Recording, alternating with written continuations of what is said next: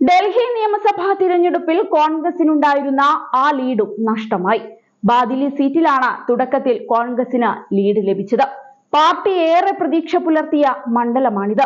കോൺഗ്രസിന്റെ ശക്തരായ നേതാക്കളിൽ ഒരാളായ ദേവേന്ദ്ര യാദവാണ് മണ്ഡലത്തിൽ നിന്നും മത്സരിച്ചത്. ആം ആദ്മിയുടെ സിറ്റിംഗ് സീറ്റാണ് ബാദിലി. ആം ആദ്മിക്ക് വേണ്ടി അജേഷ് യാദവും ബിജെപിക്ക് വേണ്ടി ദീപക് ചൗധരിയുമാണ് കളത്തിലുള്ളത്. നിലവിൽ ദീപക് ചൗധരിയാണ് ഇവിടെ ലീഡ് ചെയ്യുന്നത്. 2200ഓളം വോട്ടിന്റെ ഭൂരിപക്ഷത്തിലാണ് മുന്നേറ്റം. കഴിഞ്ഞ നിയമസഭാ തിരഞ്ഞെടുപ്പിൽ 29,094 വോട്ടുകളുടെ ഭൂരിപക്ഷത്തിലായിരുന്നു അജേഷ് യാദവ് വിജയിച്ചത്. ബിജെപിയുടെ വിജയ് കുമാർ ഭാഗവത് ആയിരുന്നു രണ്ടാം സ്ഥാനത്ത്. 2013 പാർട്ടിക്ക് ലഭിച്ചത് വെറും 8 സീറ്റുകൾ മാത്രമാണ്. ആകെ 24.55% വോട്ട് വിഹിതം. ബിജെപിക്ക് 33.07 വോട്ടും ആം ആദ്മിക്ക് 29.48% വോട്ടും നേടാനായി. ബിജെപി ആയിരുന്നു അന്ന് ഏറ്റവും വലിയ ഒറ്റകക്ഷി.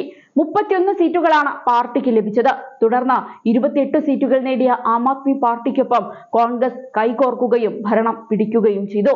എന്നാൽ 49 ദിവസം മാത്രമായിരുന്നു സഖ്യം നീണ്ടത്. പിന്നീട് 2015 നടന്ന തിരഞ്ഞെടുപ്പിൽ കൂറ്റൻ വിജയത്തിൽ ആം ആദ്മി തനിച്ച് അധികാരത്തിലേറി. അതേസമയം കോൺഗ്രസിന് ഒരു സീറ്റിൽ പോലും വിജയിക്കാനുമായില്ല. 2020 സമാനമായിരുന്നു സ്ഥിതി. ഇത്തവണ സംസ്ഥാനത്ത് തിരിച്ചുവരവിനുള്ള തീവ്ര ശ്രമത്തിലായിരുന്നു കോൺഗ്രസ്. ആം ആദ്മിയുമായി കൈകോർക്കില്ലെന്നും തനിച്ച് കൂടുതൽ സീറ്റുകൾ നേടുമെന്നും പ്രഖ്യാപിച്ചാണ് കോൺഗ്രസ് തിരഞ്ഞെടുപ്പ് കളത്തിലേക്ക് ഇറങ്ങിയത്. എന്നാൽ കോൺഗ്രസിന്റെ പ്രതീക്ഷകളെല്ലാം ഇക്കുറിയും അസ്ഥാനത്താകുന്നതാണ് കാഴ്ച. അതേസമയം 27 വർഷത്തിന് ശേഷം ഡൽഹിയിൽ ഭരണത്തിലേക്ക് കുതിക്കുകയാണ് ബിജെപി. നിലവിൽ 40ഓളം സീറ്റുകളിലാണ് പാർട്ടി മുന്നേറുന്നത്. എക്സിറ്റ് പോൾ ഫലങ്ങളെല്ലാം ഇത്തവണ ബിജെപിയുടെ വിജയം പ്രവചിച്ചിരുന്നു. ഏതായാലും 27 വർഷത്തിന് ശേഷം ബിജെപി അധികാരത്തിൽ തിരിച്ചെത്തുമെന്ന് വ്യക്തമായിരിക്കുകയാണ്. കേന്ദ്രഭരണ പ്രദേശത്തിന്റെ ഭരണം കൂടി ബിജെപിയുടെ കയ്യിലെത്തുന്നത് ദേശീയ രാഷ്ട്രീയത്തിൽ വലിയ പ്രതിഫലനങ്ങൾ ഉണ്ടാക്കുന്നതാണ്. ഇതിനോടൊപ്പം ആം ആദ്മി പാർട്ടിയുടെ രാഷ്ട്രീയ ഭാവി കൂടി നിർണയിക്കാൻ ഈ തിരഞ്ഞെടുപ്പ് കാരണമായേക്കും. കഴിഞ്ഞ 3 തിരഞ്ഞെടുപ്പിലും ഡൽഹിയുടെ രാഷ്ട്രീയ ഭൂപടത്തിൽ AAP വ്യക്തമായ ആധിപത്യം സ്ഥാപിച്ചിരുന്നു. 2013 നിയമസഭാ തിരഞ്ഞെടുപ്പിൽ ബിജെപി ആയിരുന്നു ഏറ്റവും വലിയ ഒറ്റകക്ഷിയായിരുന്നത്.